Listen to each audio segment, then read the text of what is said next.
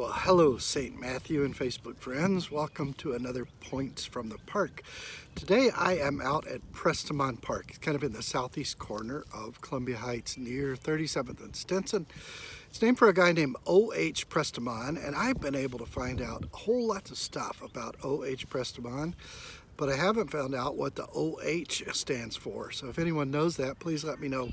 You know, July of 2021, next year, Columbia Heights turns 100 years old, and I've been asked to serve on the 100th anniversary committee. And serving with them, I came across a book.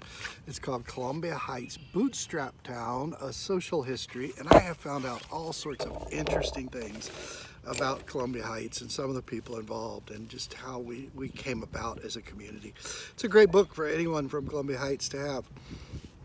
But Prestemon Park is named for O.H. Prestemon. He was one of the first 3 city council members in Columbia Heights. He was also an early mayor of Columbia Heights before we had a city council, and he was a mayor again later in his career in the 1950s. During the 1920s, when the local newspaper was about to go under, he felt very strongly that we needed a local newspaper, and even though he didn't know anything about editing, he took over as editor of the paper. And during his time as editor, with the help of a lady named Mrs. Herbert Diebel, the circulation grew from 250 households to a little over 1,100 households. So he was quite successful in that regard. One other little fun fact about him, at the end of Prohibition in 1934, he is quoted in Columbia Heights Bootstrap Town as saying, "Beer should be easily available for the tired housewife on wash day, and any child old enough to walk should be allowed to get it for her." So keep that in mind as we talk about, as we sit here at Prestemon Park. But we came out here to do a Bible verse, and I should tell you that I picked all these Bible verses last May, and I didn't have anything specific in mind other than for the month of May we were picking verses that had to do with gentleness or self-control. But this verse is so timely for where we are right now. It comes from the book of Titus in the New Testament, chapter 3, verse 1 and 2. "Remind the people to be subject to rulers and authorities, to be obedient, to be ready to do whatever is good, to slander no one, to be peaceable and considerate, and always to be gentle toward everyone." Be subject to those in authority. You know, I don't want to get too political here. I also don't want to completely avoid politics. You know, I've been listening to Governor Walz's updates, almost daily updates, and certainly I don't agree with everything he says, and certainly he's in a position where he can't possibly please everyone. And yet I have been impressed with the way that he has led us through coronavirus with both strength and compassion, trying to balance both of those things.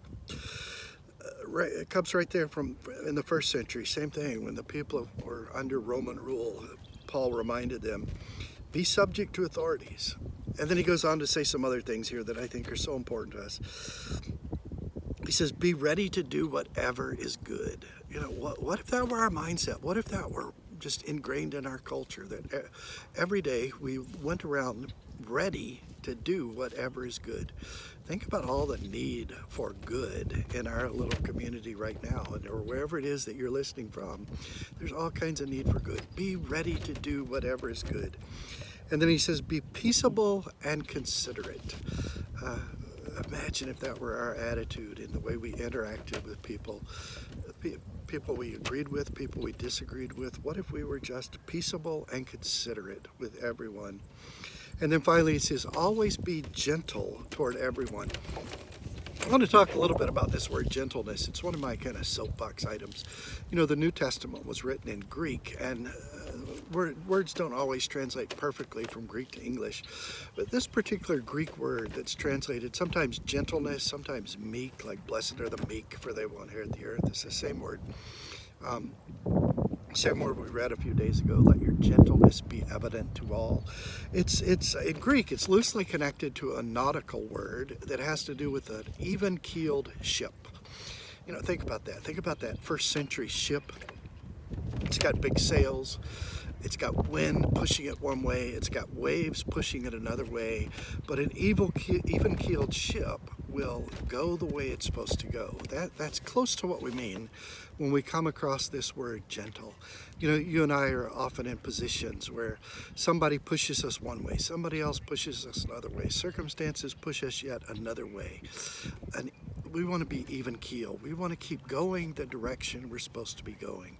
That's that biblical idea of gentleness. So take that one with you until our next point from the park. We'll see you then. God's blessings to all of you.